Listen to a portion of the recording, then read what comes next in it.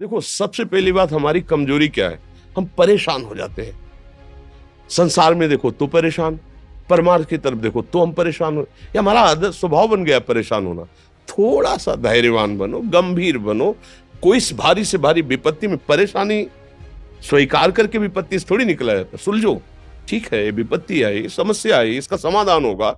ऐसा थोड़ी कि हमें नष्ट कर देगी। अगर अभी हमारी बड़ी हानि हो जाती है, हम कल इससे बड़ा लाभ प्राप्त कर सकते हैं। हमको एकदम बिल्कुल गंभीर रहना है, इतने कमजोर नहीं बन जाना। अब वो गए तो क्या होगा, अब वो वस्तु गई तो क्या, पद गया तो क्या होगा। प्रयास किया था, ये पद मिला था, इससे बड़ा पद प्राप्त करूंगा, मैं इससे बड़ा महान बनूंगा। ठीक है, एक बार गिर गया, गलती हो गई, दंड भोगूंगा, फिर इससे ज्यादा संयम में रहूंगा। बिल्कुल मतलब एकदम फ्रेश दिमाग रखना चाहिए। और अपने लोग क्या है, जरा सी बात में एकदम पछड़ा कर लेते हैं, एकदम कमजोर हो जाते हैं। ये बिल्कुल ठीक नहीं है। हम जीवन भर की यात्रा की बात कह रहे हैं, भारी से भारी कष्ट में भी मुस्कुराना, तो हमें बल मिला है, हमें भगवान की कृपा का दर्शन हुआ है, हमें उनका दुलार दिखाई दिया है। अगर ऐसे तो भाग जाते, फिर परमार्थ में थोड़ी चलना होता है। आज जो आप सुन करके लाभ लेने की चेष्टा कर रहे हो ना, ये केवल प्रवचन नहीं है, ये जीवन है। अगर ये जिए ना होते ना, तो ये इसका प्रभाव नहीं पड़ता, फिर वाणी का प्रभाव नहीं पड़ता। हम इसीलिए कहते हैं, जैसे आप लोग एकदम परेशान हो जाते हैं जब बोलो, क्या हमसे ज्यादा परेशानी होगी? दोनों किडनी खराब, दवाई लाने के लिए पैसे नहीं, पानी रखा है हम उठ के पी नहीं सकते, भीषण शरीर में कष्ट, भीषण बुखार, क्योंकि किडनी फेल, जरा में बुखार, खाने को क्या, रोटी मांग के लाओ। अगर वहां सब्जी मिलती है तो लाल मिर्च ऐसी पड़ के मिलती थी कि वो पा नहीं सकते थे। आप सोचो, पानी लाना है तो मुझे लाना है, पीना है तो मुझे पीना है। अगर मैं हारता तो कहां पहुंच जाता, क्या स्थिति होती? नहीं, मरना है, पर कदम पीछे। कोई दिन ऐसा नहीं जिस दिन सेवा ना की हो, जिस दिन सेवा ना गए हो। गुरु जी की सेवा में जाना है, पहले अपने को स्वस्थ साबित करना है, नहीं वो सेवा ही नहीं लेंगे। तुम बीमार हो, तुम कष्ट में, वैसे उनकी दृष्टि बड़े शांत है। उनकी सेवा की, आके लेट गए, फिर हिम्मत की, अपनी श्री जी की सेवा की, मधुकरी नहीं गए, 3-3 4-4 दिन भोजन नहीं गए, पर सेवा नहीं छोड़ा, दिनचर्या नहीं छोड़ी।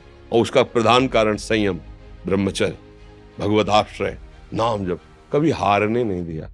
अभी भी थोड़ी देर बाद डायलिसिस शुरू होगा, हारने, आपको हारे हुए नजर आ रहे हैं। शरीर में पीड़ा है, किडनी फेल है, ऐसा तो हम स्वस्थ बैठे हैं, पीड़ा है, बार बार प्यास लगती है, थोड़ा थोड़ा पानी मिलता है, लेकिन हम आनंदित हैं, हम प्रसन्न हैं। हम लड़ाई में हारे नहीं हैं, ना हारेंगे, हम जीत चुके हैं।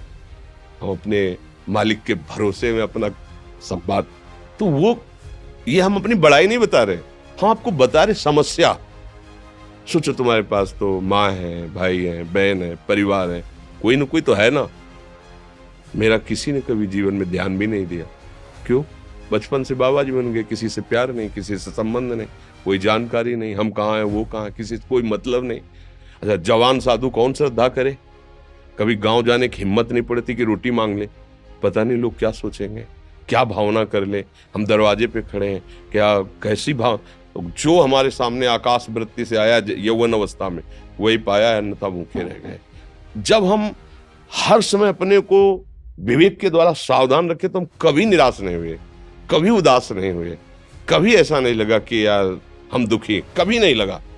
उसी का फल है कि उस सुख का संकेत मिल गया जहां दुख की निशानी भी नहीं है। वही उसी के बच्चे हो, हम सब उसी धातु से बने हुए हैं।